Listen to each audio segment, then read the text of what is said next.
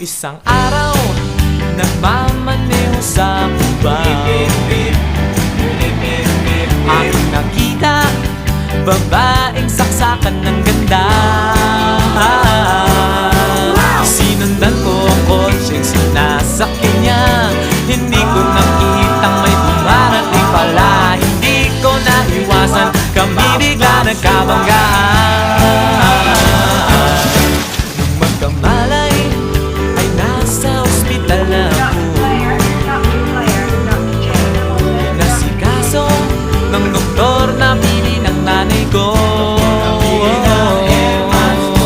Biglang-bigla na lang ang nurse nandyan na, at para kong nakitang anghel sa ganda. Kahit nagdidilyo, itong nasabi ko sa kanya.